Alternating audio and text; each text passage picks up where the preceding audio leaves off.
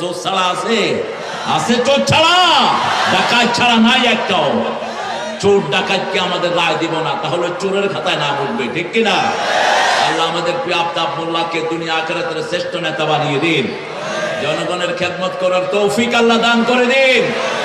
যত জায়গায় গিয়েছেন তিনি কোনো জায়গায় সেকেন্ড হননি, কিন্তু কোরবানির দিক থেকে 1 নাম্বার।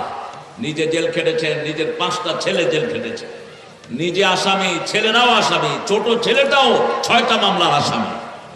কি অপরাধ ছেলেগুলো? কোনো অপরাধ নেই, অপরাধ হলো কোরআনের কথা বলেছে, ঠিক না ঠিক? আমরা কোরআনের জন্য জানও দিতে রাজি আছি, আছি না নাই? আল্লাহ আমাদেরকে কবুল করুন। আমাদের আজকের বিশেষ অতিথি জনাব রাজিবুর রহমান পলাশ। কোথায় পলাশ আসছ? আমরা আজকে একটা আনন্দের নিউজ আছে আর একটা দুঃখের নিউজ।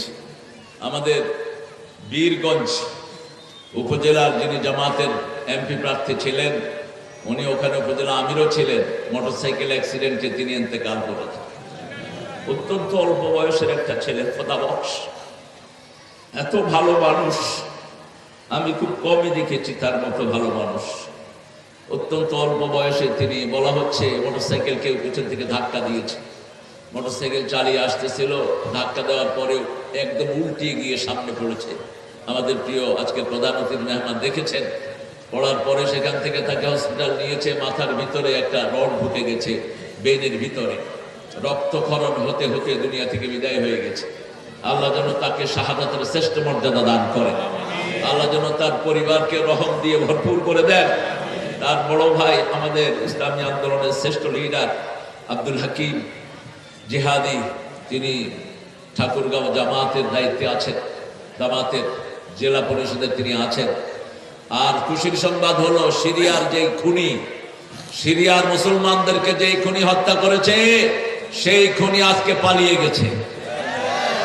গতকাল ওই আসাদ, এই কুত্তাটা, এটা শিয়া ছিল, এটা পালিয়েছে দেশ থেকে। আল্লাহ যেন এই সব খুনিদেরকে সারা দুনিয়া থেকে বিতাড়িত করে দেয়। আরো জোরে বলেন আমিন। আমিন যারা বললেন না, খুনের গুনায় তুমি গুনাহগার হবা। খুনিকে যারা সাহায্য করবে, রাসূল বলেছেন তাদের কপালে কিয়ামতের ময়দানে লেখা থাকবে আই আসুন মির রাহমাতিল্লাহ, আল্লাহর রহমত থেকে সম্পূর্ণ নিরাশ। আমরা কোনো খুনির সাথে থাকতে চাই না, কোনো মূর্তি বানানোর সাথে থাকতে চাই না, আমরা চাই তাওহীদের পক্ষে, ঠিক না ঠিক? আপনারা অনেক প্রিয় ভাই বোনেরা এসেছেন, বিশেষ করে এসেছেন আমার অত্যন্ত সম্মানের ওলামা হযরত, এসেছেন আমার প্রিয় স্যারেরা, primary sir, high school, college, university sir, এসেছেন খেটে খাওয়া মানুষ, শ্রমজীবী মানুষ, আবাল বৃদ্ধা বনিতা, প্রশাসনের ভাইয়েরা যারা আগে ডাকাত ছিল এখন ভালো হওয়ার চেষ্টা করছে। প্রশাসনের ডাকাতির কারণেই আমরা জেল খেটেছি অনেকবার, ঠিক না ঠিক? প্রশাসনের এদেরকে দিয়েই গুন্ডামি করত বিগত সরকার, আমাদেরকে বিভিন্ন ভাবে হয়রানি করত। প্রশাসনের ভাইয়েরা এখন ভালো হওয়ার চেষ্টা করেন, তারা হলে ছেলেরা কিন্তু রাজপথেই আছে। আমরা কিন্তু আন্দোলন যখন শিখেছি আর কারো দিকে আমাদের তাকানোর সময় হবে না। ভালো চলবেন, ভালো ব্যবহার পাবেন, উল্টা পাল্টা করবেন, একটা থাপ্পড় মেরে নামায়া দেব ইনশাআল্লাহ। আল্লাহ তৌফিক দান করুন। এখানে অনেক হিন্দু ভাই বোনেরা থাকেন যারা আমাদের সমাজের অংশ, আমরা তাদেরকে আমাদের সবচেয়ে বেশি অধিকার আমরা তাদেরকে দেই। রাসূল দিতেন বিধর্মীদের জন্য, রাসূল সাল্লাল্লাহু আলাইহি ওয়াসাল্লাম সব সময় খাদা, অন্য বস্ত্র, চিকিৎসার ব্যবস্থা করতেন। আর তারা জিজিয়ার আন্ডারে তারা রাষ্ট্রকে একটা ট্যাক্স দিত। এরা আমাদের কাছে আমানত। 100 বছরের ইতিহাসে হিন্দু ভাইদের সাথে আমাদের কোনোদিন ঠেলাঠেলি হয় নাই। ওরা যাদেরকে বেশি ভালোবাসে তারাই তাদেরকে বেশি ছুরি মেরেছে, আর আমরা ডানপন্থীরা তাদেরকে পাহারা দিয়েছি, ঠিক না ঠিক? পুরস্কার হিসেবে তারা আমাদের সাইফুলকে রাস্তায় ফেলে জবাই করেছে চট্টগ্রামে। এই ইসকন হলো উগ্রবাদী হিন্দুদের। এই ইসকনের সদস্য হলো, মেইন লিডার হলো মোদি। এই মোদির হাতে লক্ষ লক্ষ মুসলমানের রক্ত। এই জন্য আমরা এই লক্ষ জনতার পক্ষ থেকে ঘোষণা করছি ইসকনকে ব্যান করা হোক, ঠিক না ঠিক? কোন উগ্রপন্থীদের সাথে আমাদের কোনো সম্পর্ক নাই। হিন্দু ভাইদের ধর্ম এক, আল্লাহর উপর বিশ্বাসী, কিন্তু তারা কিতাব না পড়ার কারণে, আমাদের যেমন বহু মুসলমান কোরআন শরীফ না পড়ার কারণে মাজারে সেজদা দেয়, ওই হুজুরের কাছে চায়, এই হুজুরের কাছে চায়, ঠিক কিনা? ওরাও ডিরেল হয়ে গেছে। মূর্তি আপনারা বানায় কোনো ফায়দা পান না প্রিয় হিন্দু ভাইয়েরা। এটা আপনারাই হাত দিয়ে বানান। আপনি হাত দিয়ে বানালেও আপনাকে দিবে কি? আপনি তো তাকে বানিয়েছেন, আপনি তো তাকে খাওয়া দিচ্ছেন, আবার আপনার ওই খাওয়াটা ঠাকুর চুরি করে খেয়ে ফেলতেছে। আপনি দেন মূর্তিকে, মূর্তির কি মুখ আছে? মূর্তি খেতে পারে না। এরকম ইব্রাহিম আলাইহিস সালাম দেখলেন মূর্তির সামনে খাবার, সূরা আম্বিয়া, তিনি বললেন আলা তাকুলুন, এগুলো খাও, ফামা লাকুম লা তানতিকুন, আরো খাস না, কথাও কস না। বাপ ছেলেকে খাওয়া দিল, ছেলে খায়ও না, কথাও বলে না। এখন কি করা দরকার? কি করা? মায়ের ইব্রাহিম আলাইহিস সালাম কি করলেন? মায়ের দিলেন। একটা দুইটা দিতে সব মূর্তি শেষ। বাপ আসলো, নমরুদ আসলো, মান ফাআলা হাদা বিআলিহাতিনা ইয়া ইব্রাহিম, ও ইব্রাহিম কে করেছে এই কাজগুলো? ইব্রাহিম আলাইহিস সালাম বললেন বাল ফাআলা কাবীরুহুম, ওই বুড়াটা করছে। এ নিজের দিকে ইশারা করলেন, বাল ফাআলা কাবীরুহুম। ওনার পাশে ছিল একটা বড় মূর্তি, ওটার ঘাড়ে কুঠার দেয়া ছিল, নমরুদ মনে করেছে ওই মূর্তি ভাঙছে। এবার নমরুদ বলছে হাউলাই লা তানতিকুন ইব্রাহিম, তুমি জানো এরা কথা বলতে পারে? তিনি বললেন উফিল লাকুম, আফসোস তোমাদের জন্য, আইফকান আলিহাতান দুনাল্লাহি তুরিদুন, তোমরা আল্লাহ ছাড়া কেন এমন ইলাহ বানিয়ে নিয়েছো? এক আল্লাহ আমাদেরকে খাওয়ায়, এক আল্লাহ আমাদেরকে পড়ায়, এক আল্লাহ আমাদের সবকিছু করে, তোমরা কেন মূর্তির সামনে যাও? আমাদেরকে খাওয়ান কে? পড়ান কে? রংপুরে ভালো ফলন দেন কে? বড় লিচু দিনাজপুরে দেন কে? চায়না নাম এটা রাখছে কে? আল্লাহ রাখছে। এটা যে কত ভালো মানুষ, আল্লাহ বুঝি আসমান থেকে এসে কইছে দিনাজপুরে লিচু হইলে চায়না নাম রাখো, চায়না থ্রি নাম দিছে। আপনি দিবেন দিনাজপুর ওয়ান, এটার নাম কি হওয়া দরকার? দিনাজপুর ওয়ান। কিসের চায়না থ্রি? ওই চায়নার উল্লুকের এগুলো তো চোখেও দেখে না।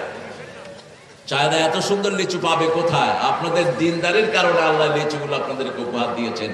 বাদামালাকে একজন মুরব্বী দেখলাম ধমকাচ্ছেন, ধমকাবেন না। বাদামালারা বাদাম বেচবে, ধমকান কেন? এরা বাদাম বেচে ওই হাসিনা চুরির কারণে, ওদের ডাকাতির কারণে এরা বাদাম বিক্রি করে খেতে হয়। বুঝেন না কিছু? আমাদের দেশের যে টাকাগুলো বাহিরে গেছে, এই টাকা দেশে থাকলে একটা ভিক্ষুক দেশে থাকতো না। ঠিক না ঠিক? আমাদের পয়সাওয়ালা যদি যাকাত দেয়, এদেরকে বাদাম বিক্রি করে জীবিকা নির্বাহ করতে হয় না।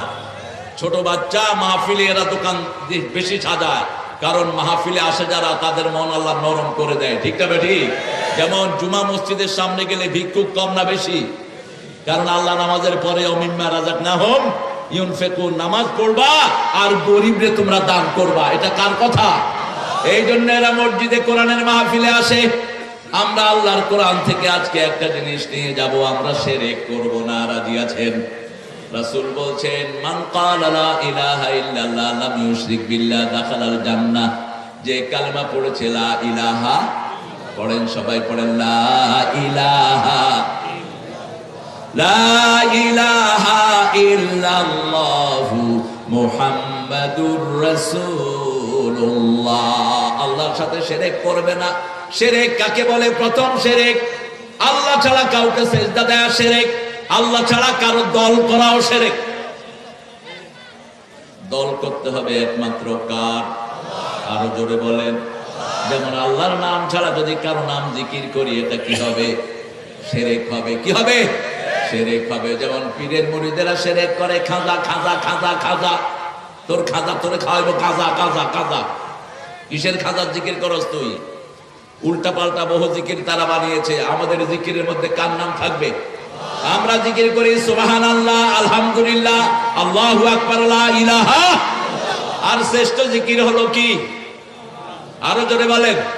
কোরআন এই চারটা জিকির পড়লাম। কোন জিকির পড়লে 10 পারা সওয়াব হয় না, কিন্তু সূরা ইখলাস পড়লে 10 পারা সওয়াব হয়ে যায়। আবার সূরা ফাতিহা পড়লে অর্ধেক কোরআনের সওয়াব হয়ে যায়। আবার সূরা কাউসার পড়লে 5 পারা সওয়াব হয়ে যায়। আবার একটা আয়াত পড়লে 1000 আয়াতের সওয়াব হয়ে যায়। রাসূল সাল্লাল্লাহু আলাইহি ওয়াসাল্লাম বলছেন সূরা হাদীদের 2 নম্বর আয়াত যে পড়বে, 1000 আয়াত পড়ার সওয়াব আল্লাহ তাকে দান করবেন। একটু পড়বেন। আমরা সওয়াব নিয়ে যাই। পড়েন হুয়াল আউয়ালু ওয়াল আখিরু ওয়াল যাহিরু ওয়াল বাতিনু ওয়া হুয়া বিকুল্লি শাইইন আলিম। তিনি শুরু, তিনি শেষ, তিনি প্রকাশ্য, তিনি গোপন, সব বিষয়ে জানেন কে? রাসূল এটা পড়তেন তাহাজ্জুদের নামাজে। তিনি বলতেন আনতাল আউয়ালু লাইসা ক্বাবলাকা শাই, আনতাল আখিরু লাইসা বা'দাকা শাই, আনতাল যাহিরু লাইসা ফাওকাকা শাই, আনতাল বাতিনু লাইসা দুনাকা শাই, ওয়াকদি আন্নী হাজাতি ইয়া আরহামার রাহিমিন। হে আল্লাহ, আপনি শুরু, আপনার আগে আর কেউ নাই, আপনি শেষ, আপনার পরে আর কেউ, আপনি প্রকাশ্য, আপনি ছাড়া আর কেউ নাই, আপনি গোপন, আপনি বিনা আর কেউ। আমার সব প্রয়োজন আপনি পূরণ করে দেন। প্রয়োজন পূরণ করবেন কে? হাসবুনাল্লাহু, পড়েন হাসবুনাল্লাহু নি'মাল ওয়াকিল, নি'মাল মাওলা ওয়া নি'মান নাসির। আমার যখন ফুরাবে দিন, আসবে গহীন রাতি, থেকো আল্লাহ এ জীবনে হয়ে চির সাথী, আসবে গহীন রাতি। সবচেয়ে বড় বন্ধুকে? জোরে বলেন। রাতের অন্ধকারে আমাকে পাহারা দেয় কে? সূরা জুমারের ভিতরে আল্লাহ বলছেন মাইয়ুজিবিল মুত্তারিদা দাআন। তোমার কলিজায় যখন ব্যথা উঠে, কে তোমার কলিজাকে পাহারা দেয়? তোমার যখন পেটে ক্ষুধা লাগে, সবার আগে কে তোমার খাবার যোগান দিয়ে দেয়? তুমি যখন মায়ের পেটে ছিলা, মায়ের উদরের ভিতরে খাবার যোগান দিয়েছেন কে? সেই আল্লাহ রাব্বুল আলামিন বলছেন আল্লাহু আখরাজাকুম মিন বুতুনি উম্মাহাতিকুম লা তা'লামুনা শাইআ। সূরা নহলের ভিতরে আল্লাহ বলছেন আল্লাহ তোমাকে মায়ের পেট থেকে বের করেছেন, তুমি কিছুই জানতে না, সব কিছু শিখিয়ে দিয়েছেন কে? সেই জন্য সিজদা দিব কাকে? আল্লাহ ছাড়া কারো ইবাদত করব? রাসূল 5 ওয়াক্ত নামাজে 2টা দোয়া সব সময় পড়তেন, 2টা আয়াত পড়তেন। তাকবীরে তাহরিমা বেদে এই আয়াত পড়তেন, রাহমাতাল লিল। কথা বলো না, এই তাকবীরে তাহরিমা বেদেই পড়তেন। আপনারা জানেন, আমি শুধু মনে করিয়ে দিচ্ছি। কুল ইন্না সালাতি, পড়েন কুল ইন্না সালাতি ওয়া নুসুকি ওয়া মাহইয়ায়া ওয়া মামাতি লিল্লাহি রাব্বিল আলামিন। এই আয়াতটা সূরা আনাম থেকে পড়তেন, আর সূরা আরাফ থেকে পড়তেন ইন্নী ওয়াজ্জাহাতু, পড়েন ইন্নী ওয়াজ্জাহাতু ওয়াজহিয়া লিল্লাযী ফাতারাস সামাওয়াতি ওয়াল আরদ হানিফান ওয়া মা আনা মিনাল মুশরিকিন। আমি আমার মুখ ফিরিয়ে দিচ্ছি আল্লাহর দিকে, হানিফান, একাগ্রচিত্তে। শিরকের সাথে আমার কোনো সম্পর্ক। শিরক আছে যেখানে আমরা নাই, সেখানে মাজার আছে যেখানে আমরা নাই, মসজিদ আছে যেখানে আমরা আছি, তাবিজ কবর যেখানে আমরা নাই, কোরআন ফু আছে যেখানে আমরা আছি। কোরআন দিয়ে ফু দিবেন, কোন সূরা দিয়ে ফু দেয় সবাই বলেন, জোরে বলেন। আমার উপর হুজুররা খুব খেপা। হুজুরা কয় আমরা গোপনে কাপনে ফু দিয়া কিছু পয়সা নিতাম, আমি এটা বন্ধ করে দিচ্ছি। গোপনে পড়ে কোন সূরা? সূরা ফাতিহা। পড়ার সময় দেখবেন আস্তে আস্তে পড়ে, যাতে মানুষ টের না পায়। মানুষে মনে করে কি না কি পড়ছে, আসলে কিন্তু কোনো কসুও পড়ে নেই, ওই সূরা ফাতিহা পড়ছে। সূরা ফাতিহা পড়বেন, এটা কোরআনের মা। কোরআনের কি? মায়ের দাম দুনিয়াতে বাপের চেয়ে কগুণ বেশি। কয় গুণ? এই সূরা ফাতিহার গুণ সমস্ত কোরআনের উপরে 10 গুণ বেশি। কয় গুণ? 10 গুণ। এই সূরা ফাতিহা ছাড়া কোনো নামাজ কবুল হয় না। এই সূরা ফাতিহা ছাড়া কোনো দোয়া কবুল হয় না। এই সূরা ফাতিহা কোরআনের ভিত্তি। এই সূরা ফাতিহা যে পড়বে তার সাথে আল্লাহ কথা বলবে। যখনই মন খারাপ হয় সূরা ফাতিহা পড়ুন, মন ভালো করে দিবেন কে? সেই আল্লাহ রাব্বুল আলামিন বলছেন ওয়ালাকাদ আতাইনাকা সাবআম মিনাল মাথানি ওয়াল কুরআনাল আযীম। সূরা হিজর। হে আল্লাহ, আপনি আমার মুহাম্মদ সাল্লাল্লাহু আলাইহি সাল্লামকে 7টা আয়াত দিয়েছেন। রাসূলকে বললেন তোমাকে আমি 7টা আয়াত দিয়েছি, তার সাথে পুরা কোরআনে আযীম দিয়েছি। কোরআনে আজিম তিনি প্র্যাকটিস করার কারণে তার চরিত্র হলো ওয়া ইন্নাকা লাআলা খুলুকিন আযীম। যার সাথে থাকবেন তার নাম হয়ে যাবে, ঠিক তবে ঠিক। যেমন পিতামাতার জন্য আল্লাহ কোরআনের শব্দ ব্যবহার করেছেন, কোরআনের জন্য যে শব্দ, এই শব্দ পিতামাতার জন্য ব্যবহার করেছেন। আল্লাহ সূরা বনী ইসরাঈলের 23 নম্বর আয়াতে বলছেন ওয়াকুল্লাহুমা কাওলান কারীমা, নরম শব্দ ব্যবহার করো। ইন্নাহু লাকুরআনুন কারীম ফি কিতাবিম মাকনুন। সূরা ওয়াকিয়ার ভিতরে আল্লাহ বলছেন এটা কোরআনে কারীম, আর আমাদেরকে বলেছেন পিতামাতার সাথে কারীমের ব্যবহার করবা, নরম ব্যবহার করবা, সম্মানজনক ব্যবহার করবা। তার আগে আরো দুটি শব্দ বললেন লা তাকুল্লাহুমা উফফা ওয়ালা তানহারহুমা, পিতামাতাকে ঝিড়কি দিয়ে কথা বলো না, পিতামাতাকে দেখলে উফ বলো না, অথবা উফের জায়গায় রেখো না। পিতামাতার সাথে সব সময় মাথা ঝাঁকি দিয়ে চোখ গরম করে কোনোদিন যেন কথা বলা না হয়। কিভাবে বলবা? ওয়াকুল্লাহুমা কাওলান কারীমা, নরম নরম কথা বলো। কারীম মানে হলো, কারিমের একটা অর্থ হলো হরিণের মতো, হরিণ, হরিণ কারিম, রিম বলো হরিণ, কারিম বলা হয় হরিণ। হরিণের চাহনিটা কেমন বলেন তো? কথা বলেন না কেন? মানুষের কারো চোখ যদি সুন্দর হয় আমরা কি বলি? হরিণ চাহনি। কি চাহনি? হরিণ চাহনি। ডিয়ার আইস, ডিয়ার লুক, সুন্দর চোখ। হরিণ সব সময় আদরের সাথে তাকায়, হরিণ কোনোদিন এমনি করে তাকাইতে পারে না। আল্লাহর শব্দ চয়ন দেখেন। পিতামাতার সাথে যখন কথা বলবা আদরের সাথে কথা বলবা, কারণ তুমি যখন ছোট ছিলে সবচেয়ে বেশি আদর করেছেন কে? পিতা এবং মাতা। এরপরে আল্লাহ বললেন এই ভালো ব্যবহার 4টা করে, তারপরে দোয়া করবা রব্বির হামহুমা কামা রাব্বায়ানি সগীরা। পড়েন রব্বির হামহুমা কামা রাব্বায়ানি সগীরা। আজকের মাহফিলের নাম্বার হলো 43। 43তম সূরা হলো সূরা যুখরুফ। সূরা যুখরুফের প্রথম 2টি আয়াতের ব্যাখ্যার দিকে আমি যাচ্ছি। আল্লাহ কবুল করেন। আমাদের প্রিয় মেহমান জানাজায় যাবেন, আমরা জানাজার পক্ষ থেকে দোয়া করছি আল্লাহ খোদা বক্সের কবরকে তুমি জান্নাতুল ফেরদাউস বানিয়ে। আমিন। যারা বললেন না তাদের কবর জান্নাত হবে না, আর যারা বললেন তাদের গুনাহ মাফ হয়ে যাবে। এবার বলেন আমিন। আরেকজন যে কোনো মৃত্যুর জন্য দোয়া করবেন। কোন মৃত্যুতে আপনি খুশি হবেন না, কারো মৃত্যুতে খুশি হওয়া নিষেধ। যেমন রাসূল সাল্লাল্লাহু আলাইহি ওয়াসাল্লাম মসজিদে নববীতে বসা, হঠাৎ করে দেখলেন একটা জানাজা যাচ্ছে, রাসূল দাঁড়িয়ে গেলেন সাল্লাল্লাহু। সাহাবায়ে কেরাম বললেন this is the dead body of Jewish person, হাযা মাইতাতুল ইয়াহুদ লিয়াইশ কম। আপনি দাঁড়ালেন কেন? এটা তো ইহুদির লাশ। রাসূল বললেন সে মানুষ ছিল। কি ছিল? মানুষ ছিল, তার জন্য সম্মান প্রদর্শন করলাম। মানুষ আছে যেখানে সম্মান আছে। বাংলাদেশে মানুষ বেশি, জন্য সম্মানও বেশি। সারা দুনিয়া বাংলাদেশকে গণে, ঠিক তবে ঠিক। ছোট্ট দেশ, যুবকে ভরপুর। দেখেন উপরের দিকে তাকিয়ে দেখেন, সব কালো মাথা না সাদা মাথা? কালো মাথা। এত যুবক একখানে পৃথিবীর কোন দেশে নাই। আল্লাহ সব যুবককে ইসলামের জন্য কবুল করেন। আরো জোরে বলি আমিন। বলেন আমার সাথে আউযু বিল্লাহি মিনাশ শাইতানির রাজীম বিসমিল্লাহির। তোমরা দুইজন সামনে বসে এই কিসের কথা বলছো? আমি বলছি আউযুবিল্লাহ পড়তে, তোমরা কি এর নাউযুবিল্লাহ শুরু করছো? আউযুবিল্লাহ বললে কার হুকুম পালন হয়?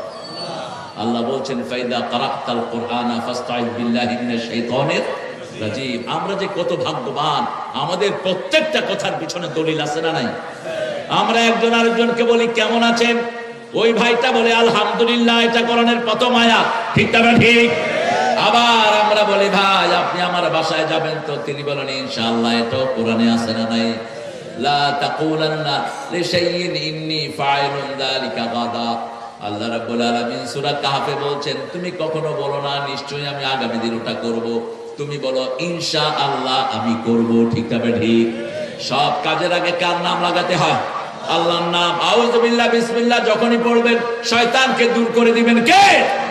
রাসূলের পাশে একজন সাহাবী বসে বলছেন এহলে কিয়া শয়তান, শয়তান তুই ধ্বংস হ। শয়তান তুই ধ্বংস হ। রাসূল বললেন কি বললা?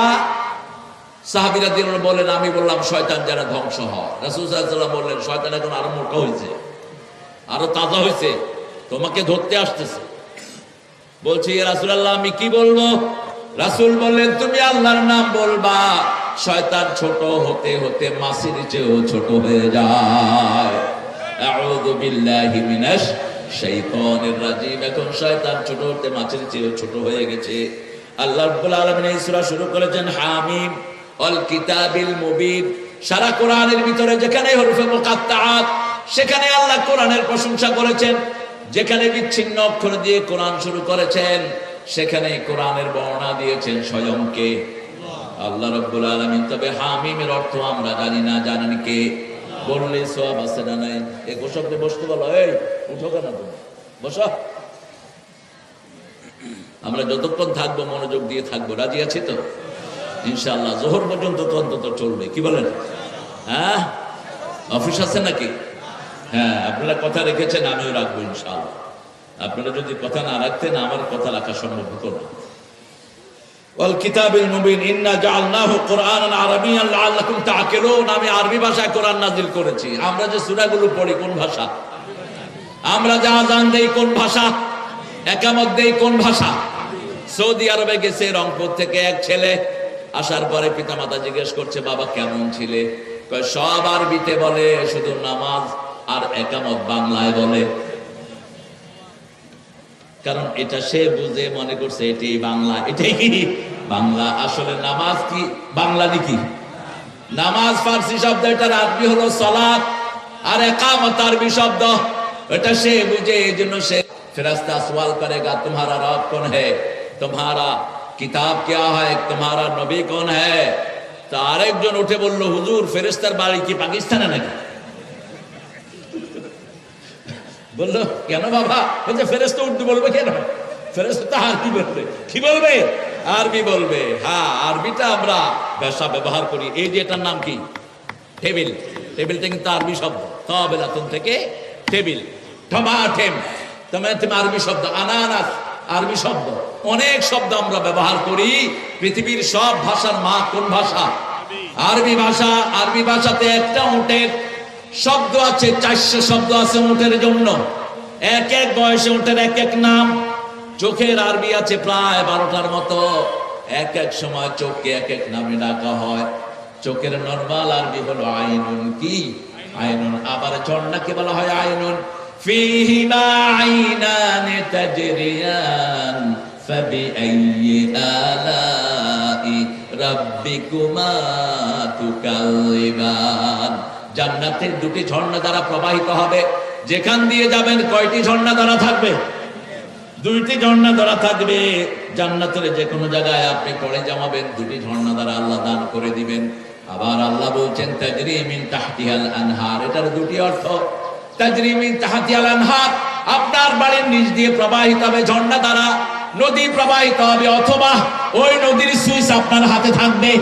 আপনি যখন টিপ দিবেন ঝর্ণা দ্বারা প্রবাহিত হবে, আর যখন আপনি চাইবেন না এটা বন্ধ হবে, আপনার মনের সাথে সুইচ গুলো লাগিয়ে দিবেন কে? যেমন দুনিয়াতে মাকাম ইব্রাহিম কাবাঘর বানালেন কোন নবী? কোন নবী? আপনারা তো ওয়াজ জানেন। ইব্রাহিম আলাইহিস সালাম নিজের ছেলেকে নিয়ে কাবাঘর পুনর্নির্মাণ করলেন। আল্লাহ বললেন وَإِذْ يَرْفَعُ إِبْرَاهِيمُ الْقَوَاعِدَ مِنَ الْبَيْتِ وَإِسْمَاعِيلُ رَبَّنَا تَقَبَّلْ مِنَّا إِنَّكَ أَنْتَ السَّمِيعُ الْعَلِيمُ। তোমরা স্মরণ করো ইয ইয়ারফাউ ইব্রাহিমুল কাওয়াইদা মিনাল বাইত। ইব্রাহিম যখন কাবাঘরের ভিত্তিপ্রস্তর স্থাপন করলেন, নিচ থেকে কাবাঘর তুললেন, তখন জান্নাত থেকে আল্লাহ একটা পাথর পাঠালেন। কি পাথর? ওটার নাম হলো মাকামে। মাকামে, মাকাম মানে যেখানে দাঁড়ানো হয়, ওটার নাম কি? মাকাম। যেহেতু ইব্রাহিম এই পাথরের উপর দাঁড়িয়েছেন, একটা পাথরে যদি সারা জীবন পা ঘষি, পাথরের উপর আমার পায়ের চিহ্ন উঠবে না, ঠিক না? ঠিক। কিন্তু ওই পাথরে পায়ের চিহ্ন আছে সাইয়েদনা ইব্রাহিম আলাইহিস সালামের। তিনার সাথে ওই পাথরের মনের সাথে যোগাযোগ আল্লাহ করে দিলেন। যখন তিনি উপরে উঠতে চাইতেন পাথরটা উপরের দিকে উঠে যেত। যখন তিনি নিচে নামতে চাইতেন পাথরটা নিচে নেমে যেত। এটা থেকে অ্যাক্সেলেটর বানানো হয়, অ্যাক্সেলেটর আরো পুরান, অ্যাক্সেলেটর সুইচ টিপ দেয়া লাগে, ইব্রাহিমের পাথরের সুইচ টিপ দেয়া লাগতো না। ঠিক তবে ঠিক, মনে মনে চাইলেই এটা কাজ করত। ঠিক জান্নাতে যখন আমরা যাব, আমাদের মন যা চাইবে তা দান করে দিবেন কে? মা তাশতাহি আনফুসুকুম ওয়া লাকুম ফিহা মা তাদউন নুজুলাম মিন গফুরির রহিম। তোমরা যা চাইবা তা দিয়ে দিবেন কে? মেহমানদারি করেন স্বয়ং কে? কথা বুঝেন না তো জবাব দেন না কেন? নুজুলাম মিন গফুরির রহিম, মেহমানদারি করবেন কে? চিৎকার করে বলেন, আল্লাহর মেহমান হতে চান তো? হতে চান? দেখি কারা কারা চান না হাত তোলেন।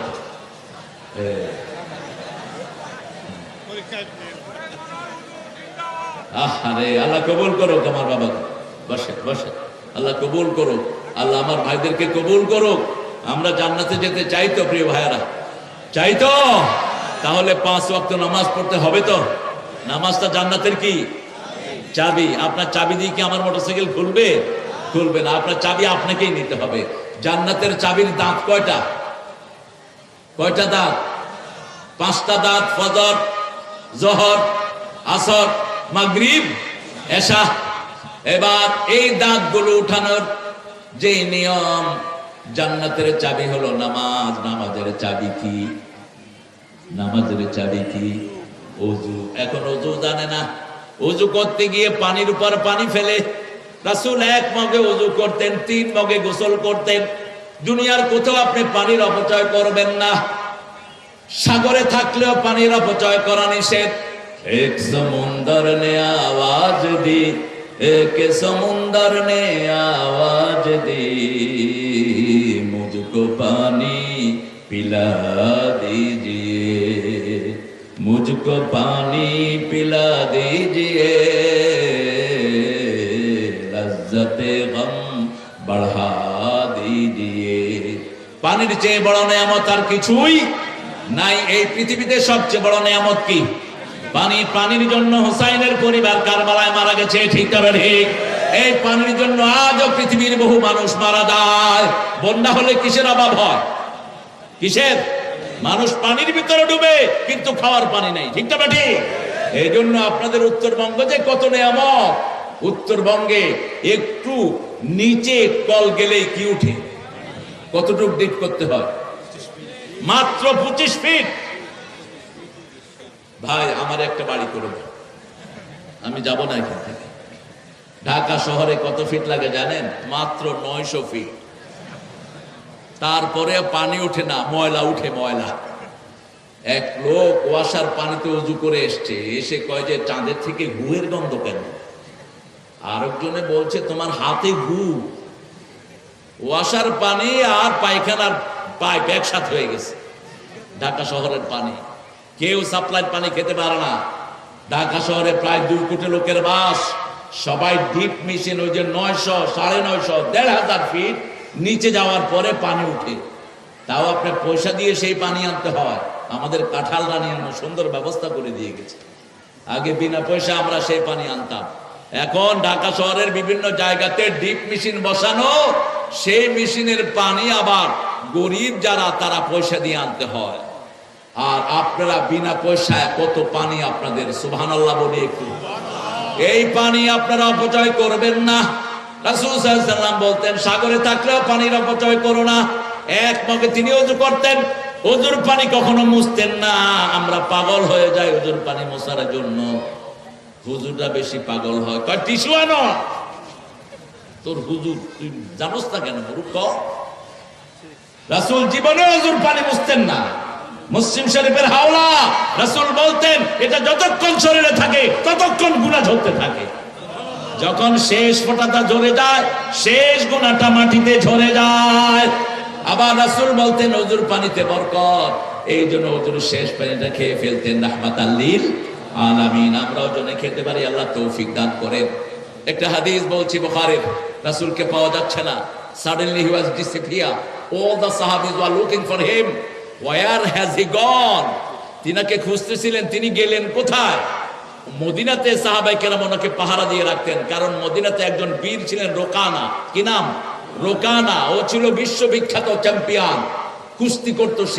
সে বলতো আমার সাথে আমাকে যে কুস্তিতে হারাতে পারবে আমি তার দল গ্রহণ করব। রাসূল একদিন ঘুরতে ঘুরতে তার ওখানে হাজির, যেখানে মৃত্যুর ভয় সেখানে রাত পোহায়, ঠিক তবে ঠিক গিয়ে হাজির। রোকানা তখন ব্যায়াম করছেন, রাসূলকে দেখে বলেন, হে আনতাল্লাযী মুহাম্মদ, এই ছেলে তুমি সেই মুহাম্মদ সাল্লাল্লাহু, তুমি ছেলের থেকে বাপকে আলাদা করেছো, বউ থেকে স্বামীকে নিয়ে এসেছো, স্বামী থেকে স্ত্রীকে নিয়ে এসেছো, তুমি না মুহাম্মদ? রাসূল সাল্লাল্লাহু আলাইহি ওয়াসাল্লাম বলেন, হ্যাঁ আনা মুহাম্মদ, আনা নবিয়্যু লা কাযিব, আনা ইবনে আব্দুল মুত্তালিব, আমি মুহাম্মদ, আমি এমন নবী আমাকে মিথ্যা প্রতিপন্ন করার ক্ষমতা কারো নাই। আমি আব্দুল মুত্তালিবের পরিবারে এসেছি। সুবহানাল্লাহ বলতে ইচ্ছা করে। তিনি কিন্তু শুধু নাম বলতেন, কি বলতেন? মুহাম্মদ সাল্লাল্লাহু, আর বেশি জিজ্ঞেস করলে বলতেন মুহাম্মদ ইবনে আব্দুল্লাহ। আর আমরা যে কত টাইটেল আমাদের, মাশাআল্লাহ, আমাদের টাইটেলের কোনো শেষ নাই। টাইটেল যেগুলো বেশি লাগায় এগুলো ভন্ডা, মনে রাখবেন। নাম ছোট করবা, বড় যেন না। রাসূল বললেন, হ্যাঁ রোকানা, তুমি কি চাও? বলছে আমার সাথে তোমার যুদ্ধ করতে হবে, ফাইট করতে হবে। তুমি যদি আমাকে হারাতে পারো আমি তোমার দলে ঢুকবো। রাসূল বলেন, ঠিক আছে, তো তুমি আমার সাথে কি, তুমি ধরবা না আমি ধরবো? রাসূল বলেন, তুই ধর, ধর ধর ধর ধর। ধরছ? ধরছি। এক আষাঢ়, আষাঢ় খায়া কয় আমি ঠিক মতো ধরি নাই। কাফেররা মিথ্যুক হয়। কাফেররা কি হয়? মিথ্যুক হয়। বলছে ঠিক আছে, আবার ধর। আবার দিলেন আষাঢ়, কারণ রাসূলের শরীরে 53 জন, 43 জন জান্নাতের যুবকের শক্তি রাসূলের শরীরে। 43 জন জান্নাতের যুবক মানে হলো 3000 মুহাম্মদ আলীর শক্তি রাসূলের শরীরে। কারণ এত শক্তি না থাকলেও তিনি ওহী গ্রহণ করতে পারতেন না। ওহী হলো সবচেয়ে ভারী জিনিস। প্রচন্ড শীতের সময় যখন ওহী নাজিল হতো, রাসূল ঘামতে থাকতেন, ভিজে যেত সারা শরীর। যখন উটের উপরে ওহী নাজিল হতো, উট মাটিতে নেমে যেত। রাসূল যখন ওহী নাজিল হতো, রাসূল কখনো কোনো শুয়ে পড়তেন, এত ভারী ছিল ওহী। সালসালাতুল জারস, ঘন্টার আওয়াজে যে ওহীটা আসতো, ওটা ছিল সবচেয়ে কষ্টদায়ক। রাসূল সাল্লাল্লাহু আলাইহি ওয়াসাল্লাম দ্বিতীয়বার আছাড় মারলেন। রোকানা বলল, আমি এখনো ঠিক মতো ধরে নেই। রাসূল বলেন, তুই ধর, তুই বললে আমি হাত নাড়াবো। তৃতীয়বার আছাড় মারলেন। বলছে, এবার তোমার শর্ত তুমি পূরণ করো। আমার শর্ত আমি পূরণ করেছি। এখন কয়, এত জোরে আছাড় দিছো, মুখই তো খুলতে পারতেছি না। সারা দুনিয়ার কাফেররা মিথ্যুক। কাফেররা কি? তারা কার সাথে মিথ্যা কথা বলে। রাসূলকে আরেকদিন পাওয়া যাচ্ছিল না, তিনি তালহার বাগানে ঢুকলেন। সবাই খুঁজতে লাগলো। আবু হুরায়রা বলছেন, আওয়া দাখালতুল কাবা মিসলা সালাম, হাদিসের ভাষা, আমি বাগানে ঢুকলাম শিয়ালের মতো। কিসের মতো? শিয়ালের মতো ঢুকে দেখি রাসূল বাগানের এক কোনায় প্রিয় খেজুর খাচ্ছেন আর পানি খাচ্ছেন। ওই কূপ থেকে নিয়ে নিয়ে পানি খাচ্ছেন। রাসূল সাল্লাল্লাহু আলাইহি ওয়াসাল্লামকে দেখে আমি সালাম দিলাম। রাসূল সাল্লাল্লাহু আলাইহি ওয়াসাল্লাম বললেন, আবু হুরায়রা শোনো, এই যে পানি খাচ্ছি, এই যে খেজুর খাচ্ছি, এগুলো কার নিয়ামত? আরো জোরে বলেন, কার নিয়ামত? এগুলো আল্লাহর নিয়ামত। সুম্মা লা তুসআলুনা ইয়াওমাইদিন আনিন নাঈম। এই পানির ব্যাপারে প্রশ্ন করবেন কে? আল্লাহ প্রশ্ন করবেন। রাসূল সাল্লাল্লাহু আলাইহি ওয়াসাল্লাম বললেন, আবু হুরায়রা যাও গিয়ে বলো।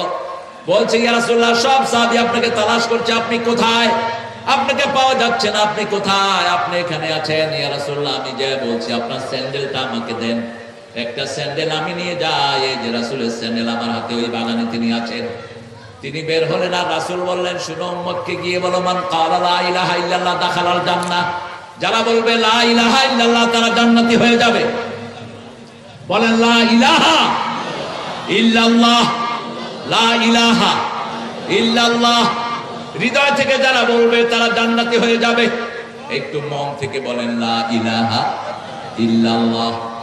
যখনই আবু হুরায়রা বেরিয়ে এই কালেমাটা বললেন, এই হাদিসটা বললেন, ওমর ফারুক একটা ঘুষা লাগালেন। এক ঘুষাকে চিত হয়ে পড়ে গেল। হাদিসও শুনলো, কষ্ট করলো, ঘুষাও খাইলো। রাসূলকে গিয়ে বিচারে দিলেন, ইয়া রাসূলুল্লাহ, আমি হাদিস পড়েছি ওমর ফারুক আমাকে মেরেছেন। রাসূল সাল্লাল্লাহু আলাইহি ওয়াসাল্লাম জিজ্ঞেস করলেন, আপনি কেন মারলেন? বলছে, আবু হুরায়রা সময় জ্ঞান জানে না। এখন যদি এই হাদিস প্রকাশ করা হয় সাহাবীরা আমল ছেড়ে দিবে।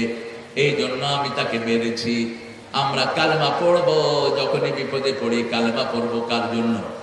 যেমন আমাদের দেশের হিন্দু ভাইরা বিপদে পড়লে কারে ডাকে? কথা কন না কেন? কারে ডাকে? আল্লাহকে ডাকে। আল্লাহ শব্দটা আরবি, ভগবান বাংলা, ঈশ্বর বাংলা, খোদা ফার্সি। এগুলো আল্লাহর একটাও নাম না। আল্লাহর নাম আল্লাহ। যে একবার আল্লাহ বলবে 70 বার আল্লাহ বলেন, তোর কি প্রয়োজন? আমি প্রস্তুত আছি। এই জন্য আমরা বলি সুবহানাল্লাহ, আলহামদুলিল্লাহ, আল্লাহু আকবার, লা ইলাহা। এখন জান্নাতে 4টা বাড়ি হয়ে গেছে, 4টা বড় বড় গাছ হয়েছে। আল্লাহু আকবার।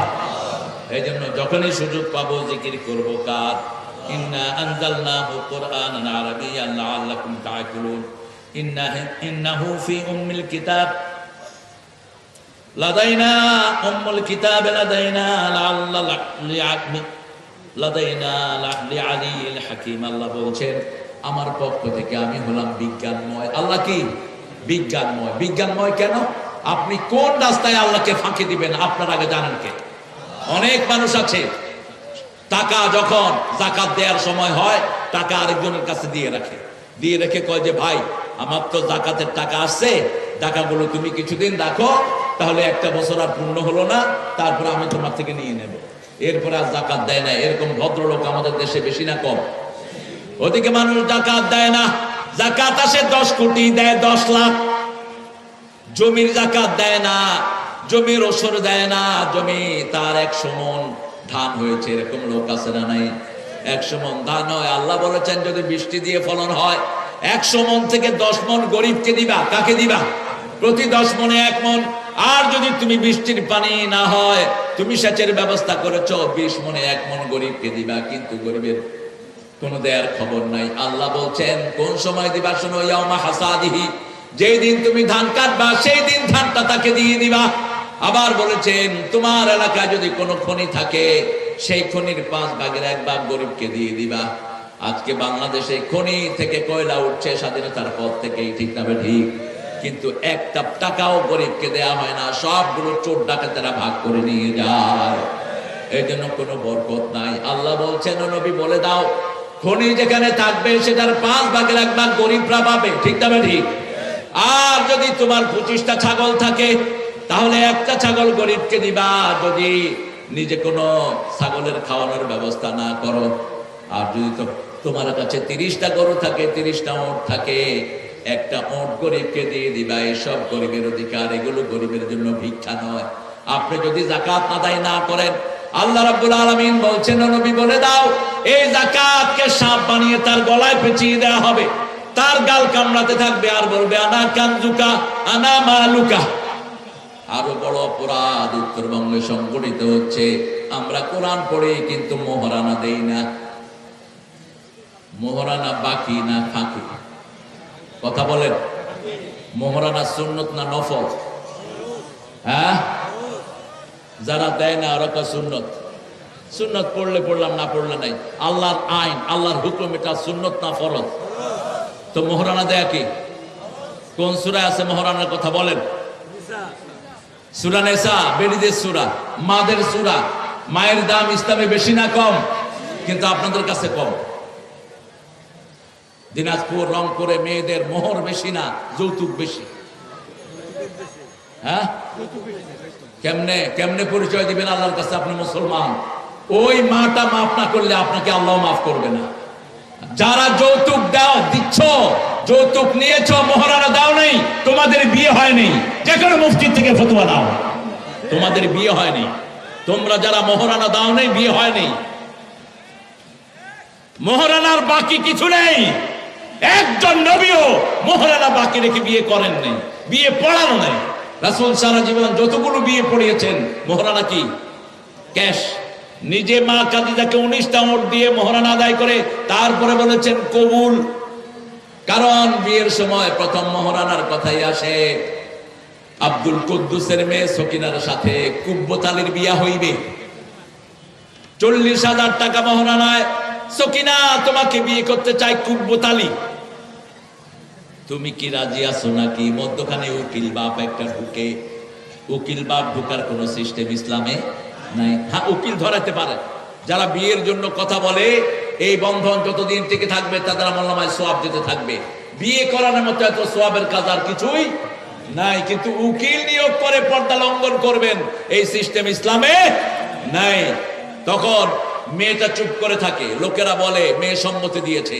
এখন কুব্বতালের কাছে গিয়ে বলে, কুব্বতালি, আব্দুল কুদ্দুসের মেয়ে সকিনা 40,000 টাকা মোহরানায় তোমার বন্ধনে আবদ্ধ হতে চায়। কথা ঠিক আছে তো? কথা বলেন না কেন? এখন কুব্বতালি কি করবে? কবুল। কি বললো? কবুল। তো কবুল কি করলো সে? আগে মোহরানা, আগে কি? তো মোহরানা দিলি না কেন? তুই কোত্থেকে পেয়েছো এটা? বাকি। বাকির নাম হচ্ছে ফাঁকি। মেয়ের মোহরানা দিবেন, এটা তার হক। 1 পয়সাও যদি মেয়ে খরচ না করে সেই গুনাহগার হবে না, এই কিতাব তার প্রমাণ। আর-রিজালু কাওয়ামুনা আলান নিসা ফীমা আনফাকতুম। খরচের যোগ্যতা যাদের আছে তারা যেন বিয়ে করে, যারা খরচ চালাতে পারবে না তাদের বিয়ে করার দরকার নাই। রাসূলের কাছে এক সাহাবী মহিলা এসে বলছেন, জাউজনি ইয়া মুহাম্মদ, হে মুহাম্মদ আপনি আমাকে বিয়ে করেন। রাসূল সাল্লাল্লাহু আলাইহি ওয়াসাল্লাম লজ্জায় পড়ে গেলেন, নিচের দিকে তাকিয়ে আছেন। আরেক সাহাবী এসে বলছেন,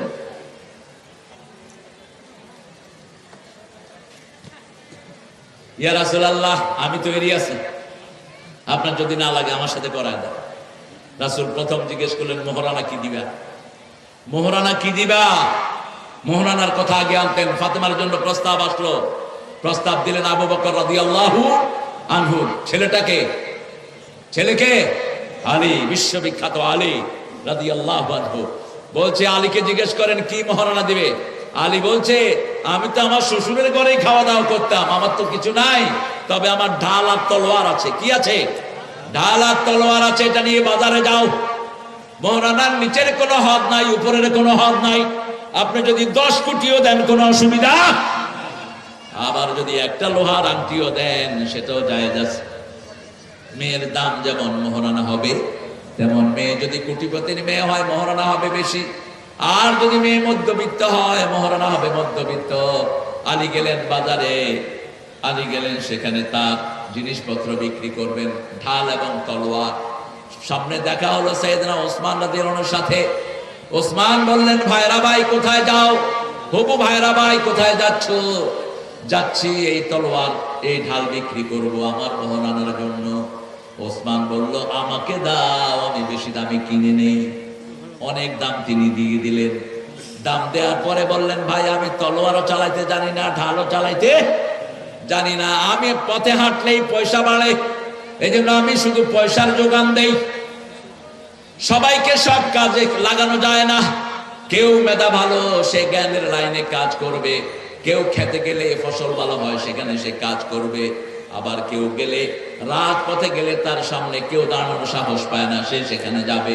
ঠিক না ঠিক? এক একজন এক এক কাজে লাগবে, সবাই ইসলামকে বিজয়ের জন্যই কাজ করবে। সাইয়েদনা আলী রাদিয়াল্লাহু আনহু খুশি হলেন। এরপরে ওনার হাতে আবার ফিরিয়ে দিলেন ওনার ঢাল এবং তলোয়ার। আমরা যেন আমার ভাইদেরকে এইভাবে সাহায্য করতে পারি, আমরা যেন কোরআনের যে ফরমানগুলো আল্লাহ আমাদের জন্য নাজিল করেছেন আমরা যেন এগুলো মানতে পারি। কোরআন পড়েন তো? পড়েন তো? আজকে ফজর পড়ছেন তো সবাই? আমি হাত উঠাবো না, আপনারা পড়েছেন এটা আমি বিশ্বাস রাখলাম। যারা ফজর পড়ে না এরা মুনাফিক। আজকে আমার মৃত্যু হতে পারে। এই যে খোদা বক্স মারা গেল, বয়স কত? 35 থেকে 36, এর বেশি হবে না খোদা বক্সের বয়স।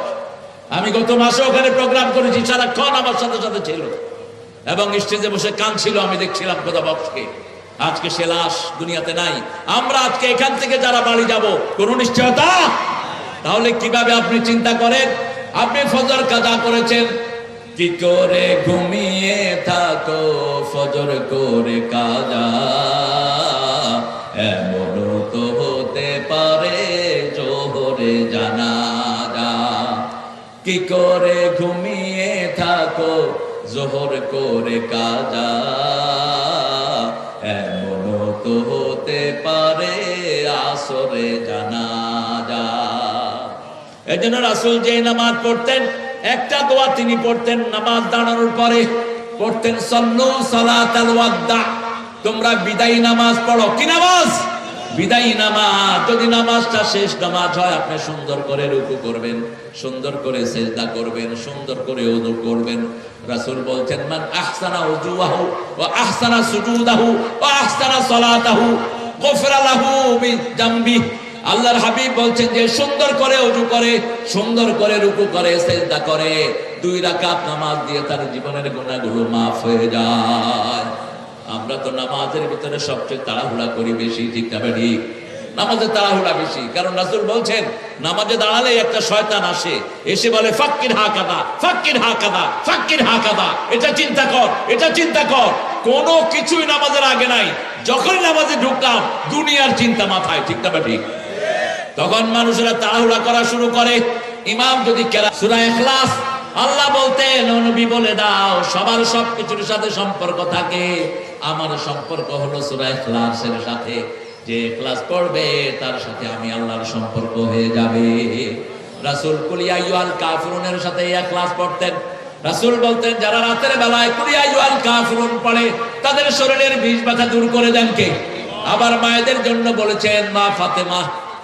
রাসূল সাল্লাল্লাহু আলাইহি ওয়াসাল্লাম গনিমতের মাল বন্টন করছেন, তিরমিজির বর্ণনা। মা ফাতেমা গেলেন, রাসূল যখন মা ফাতেমাকে দেখতেন অস্থির হয়ে যেতেন। মা ফাতেমাকে দেখলেই তিনি সব কাজ ফেলে ফাতেমার ডাকে সাড়া দিতেন। রাসূল এত ব্যস্ত ছিলেন, গনিমতের সম্পদ বন্টন করছেন। he didn't have the time to receive the Fatema. তিনি ফাতেমাকে রিসিভ করতে পারলেন না। তাড়াতাড়ি সব বন্টন করে দিয়ে ফাতেমার বাসায় চলে আসলেন। মা, উম্মি, মা বিক, মা তুমি আমাকে দেখতে গিয়েছিলে, মা কোনো কথা আছে তোমার? মা মা ফাতেমা লজ্জা পেয়ে গেলেন। আলীকে বললেন তুমি বলো। আলী বলছেন আপনার মেয়ে ফাতেমা জাতা ঘুরাতে ঘুরাতে হাতে দাগ পড়ে গেছে, কলসি টানতে টানতে কোমরে দাগ পড়ে গেছে। ত্রিভুবনের সর্দারের মেয়ে, যিনি চাইলে উহুদ পাহাড় স্বর্ণ হয়ে যেত, যিনি আঙ্গুল তুললে 4 টুকরা হয়ে যায়, যিনি পা উঠালে 7 আকাশে চলে যায়, তার মেয়ের একটা কাজের লোক নাই। তিনি বলছেন আব্বা আমার বড় কষ্ট হয়।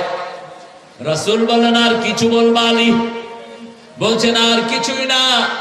এবার রাসূল বললেন ও ফাতেমা ইত্তাকিল্লাহ, আল্লাহকে ভয় করো, নিজের কাজ নিজেই করো। যারা নিজের কাজ নিজে করে তাদের কোনো রোগ ব্যাধি হয় না। তবে একটা জিনিস তোমাকে শিখিয়ে দিচ্ছি মা ফাতেমা, 1000 গোলাম রাখলে যেই লাভটা হতো, এই আমলটা করলে তার চেয়ে বেশি লাভ আল্লাহ দান করে দিবেন। দুনিয়াতেও দিবেন, আখিরাতেও দিবেন। তুমি যখন বিছনায় যাবা, ইদা আওয়াইলা ফিরাশি, when you going to the bed, তুমি যখন বিছনায় যাবা তখন 33 বার পড়বা সুবহানাল্লাহ, 33 বার আলহামদুলিল্লাহ, 34 বার আল্লাহু আকবার পড়বা। তোমার শরীরে যত কমতি আছে সব পূরণ করে দিবেন কে? এই জন্য উঠতে বসতে জিকির করলে শরীরটা ভালো রেখে দেন কে? এই জন্য আল্লাহ বলছেন ইয়া আইয়ুহাল্লাযীনা আমানু যকুরুল্লাহা যিকরান কাসীরা ওয়া সাব্বিহুহু বুকরাতান ওয়া আসীলা।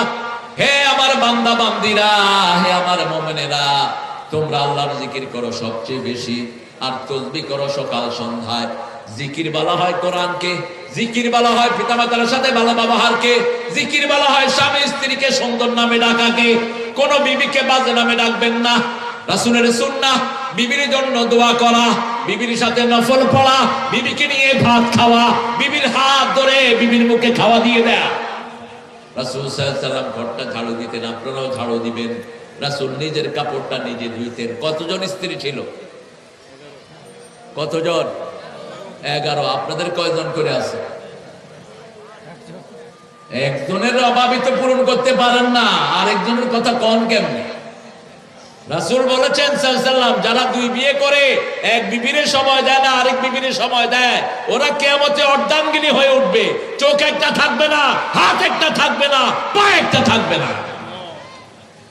আল্লাহ বলছেন সূরা নিসার 149 নম্বর আয়াত, লান তাস্তাতিয়া আন তাদিলু, 2 বিয়ের কথা মুখে আনবি না, ইনসাফ করতে পারবি না। লান তাস্তাতিয়া। আশরাফ আলী থানভীর নাম শুনেছেন তো? কথা কন না কেন? বেহেশতি জরের লেখক, 1000 বই তিনি লিখেছেন, আল্লাহ তাকে মাফ করে দেন। আশরাফ আলী থানভী হাকিমুল উম্মাহ অনেকে বলা হয়, কিছু ভুল ত্রুটি তো থাকতেই পারে মানুষ। আমরা যেন ভুলগুলোকে হাইলাইট না করি, আমরা নেক কাজগুলোকে হাইলাইট করব। আমরা হব মৌমাছি, আমরা মাছি হব না। ঠিক না ঠিক? মৌমাছি ফুল থেকে কি নেয়? কি নেয়? মধু নেয়। ফুলে শুধু মধু থাকে কি না আরো কিছু থাকে? ফুলে বিষও থাকে। বিষ নেয় মাছি, বিষ নেয় কে? মাছি। তো সাইয়েদনা মুহাম্মদ সাল্লাল্লাহু আলাইহি ওয়াসাল্লাম বলতেন তোমরা মৌমাছি হবা। কি হবা? মৌমাছি। মৌমাছি যেমন সুন্দর জিনিস করলেন।